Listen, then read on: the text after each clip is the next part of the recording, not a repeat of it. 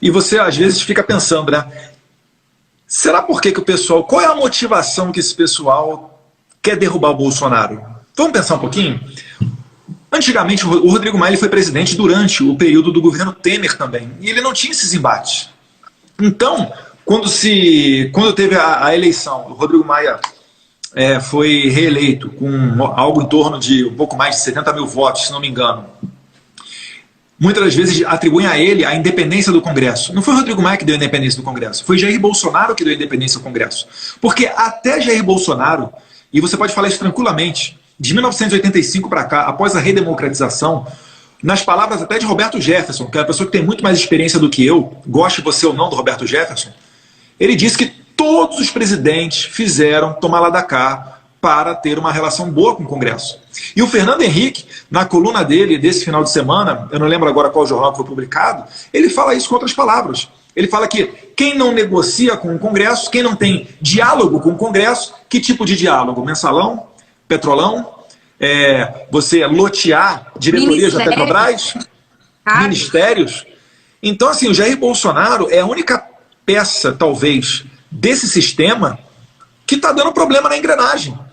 Se fosse o Haddad, se fosse qualquer outro, eu duvido que não estaria molhando a mão da imprensa, que não estaria fazendo acordos com essa ala podre. E aí é o que a Carolina Detoni acabou de falar. O Bolsonaro ele foi eleito exatamente para isso. Gente, se fosse fácil para fazer, se fosse fácil de fazer, outros já teriam feito.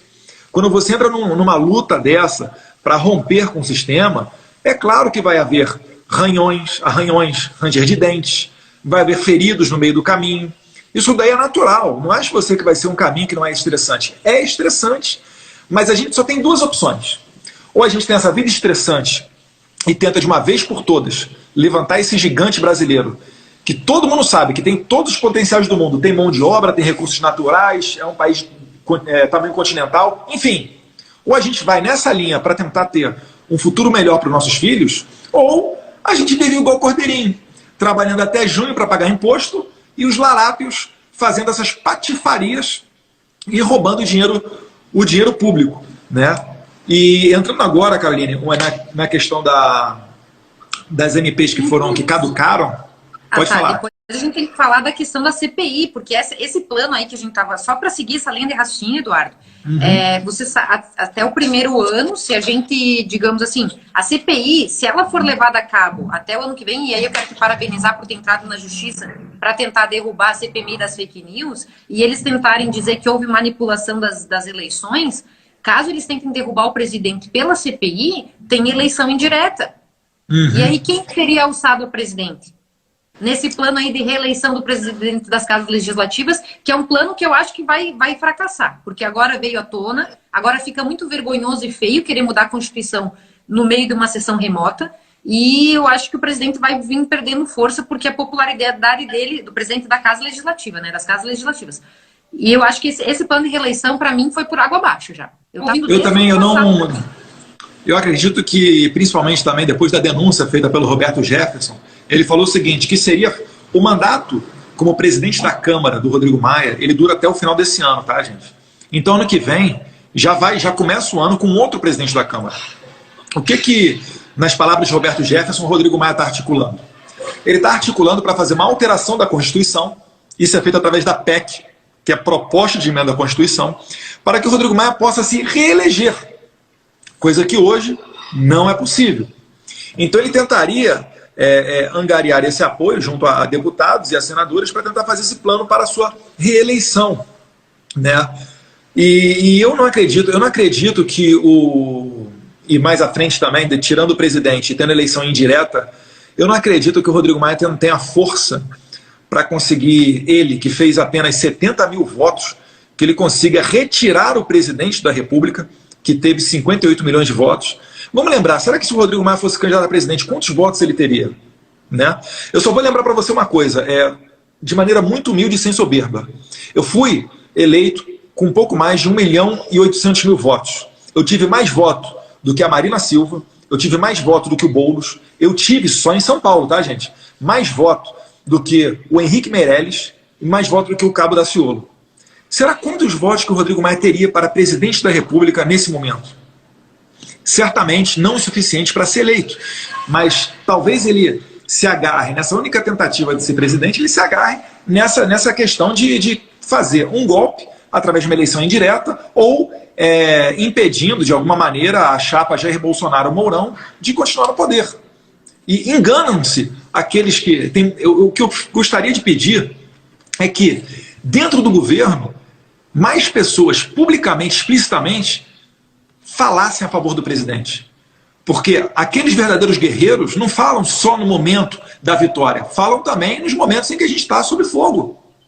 Ou vocês acham, imaginem vocês, Jair Bolsonaro saindo do poder. Vocês acham como que será a vida de ministros como Sérgio Moro ou de um ministro como Paulo Guedes? Vocês acham que eles teriam a vida tranquila? Eu acho que dificilmente, né? Isso seria até retirar o Jair Bolsonaro do poder, seria ruim até para os ministros do Bolsonaro. Não adianta, essa galera toda já recebeu um X nas costas, que eles vão ser odiados durante muito tempo.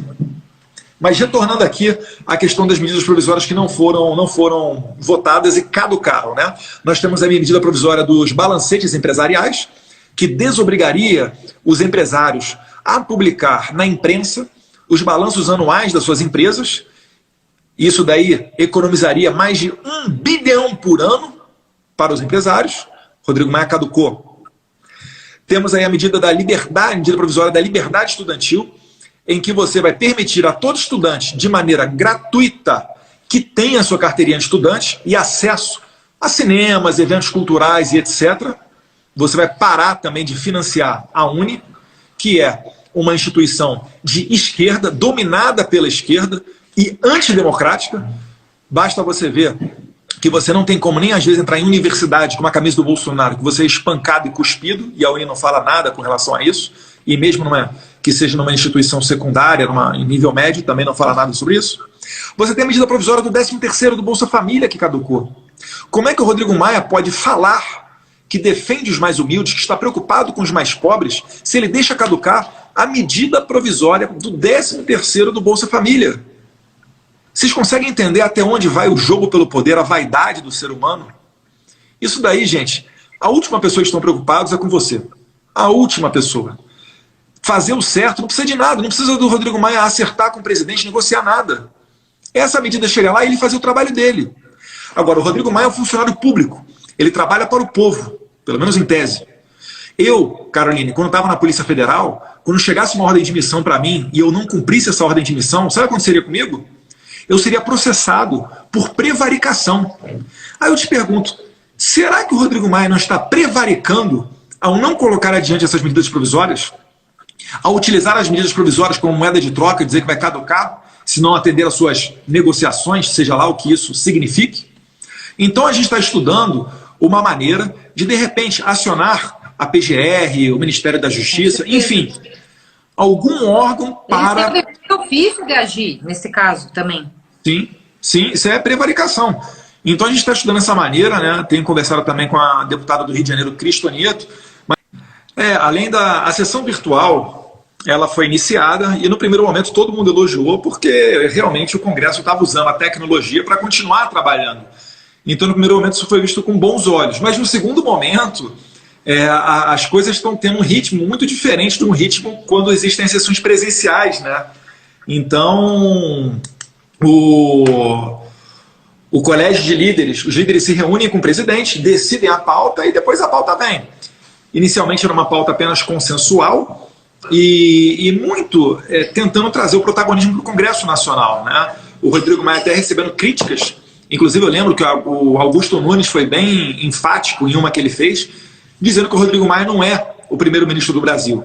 A gente lembra daquele tweet da Embaixada da Espanha, de idas do Rodrigo Maia à Europa, se apresentando como uma opção muito mais palatável do que o presidente Jair Bolsonaro, né? Associações dele junto ao embaixador da China, que tem tecido em seu tweet comentários elogiosos a Rodrigo Maia, enfim. E agora a gente se encontra dentro dessa dinâmica e eu acho que o que todo mundo quer saber é sobre essa relação do Rodrigo Maia com a presidência da República, em virtude da live de ontem, feita pelo Roberto Jefferson, o jornalista Oswaldo Eustáquio, que falava ali pela República de Curitiba.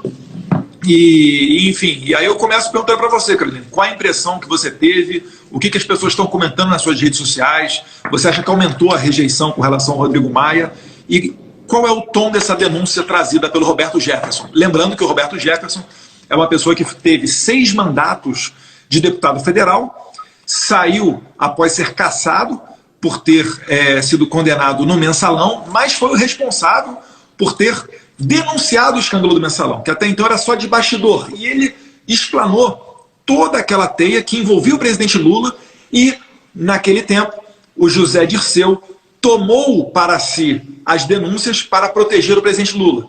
Então, Roberto Jefferson é a pessoa que foi, na minha opinião, certeza, né, o responsável por José Dirceu não ter sido presidente da República. Mas pode falar aí, Carolina.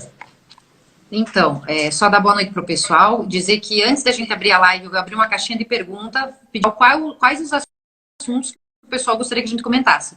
E o assunto que mais ganhou audiência foi com relação a essa live do Roberto Jefferson e com relação à atitude do Maia, as consequências para a atitude dele, que daí você vai comentar. Então, só para resumir para todo mundo, para as pessoas que estão aqui ao vivo com a gente, que agora já passam de 5 mil pessoas, ele falou basicamente que estaria sendo armado um golpe com relação ao presidente Bolsonaro, que ele teria algumas vertentes. Primeiro que o Congresso, né, o Maia, estaria tentando não pautar as questões do governo, as MPs ele ia deixar caducar, pautando só questões da esquerda, do centro da esquerda, fazendo com que o governo não tivesse governabilidade, o que seria um clima favorável para a apresentação de um pedido de impeachment. E que também ele falou, né, que o pedido de impeachment estaria sendo encomendado pelo Maia ao presidente da Ordem dos Advogados do Brasil, presidente da OAB, né? E também ele falou da questão do parlamentarismo branco, que desde o ano passado a gente está ouvindo essa conversa e foi realmente tentado em ser implementado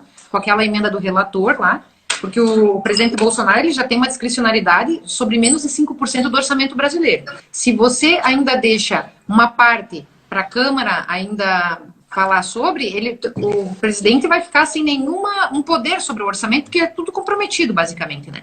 Bom, o que eu te digo, Eduardo, desde quarta-feira passada eu estava ouvindo já, inclusive, que lideranças políticas de Santa Catarina estariam indo para São Paulo se reunir com políticos, lideranças políticas que hoje estão fora da política, mas que são nomes de grande peso aqui de Santa Catarina. Teriam ido para São Paulo para fazer uma reunião para falar justamente sobre impeachment e parlamentarismo. Então, isso aí é uma coisa que eu já estava ouvindo falar.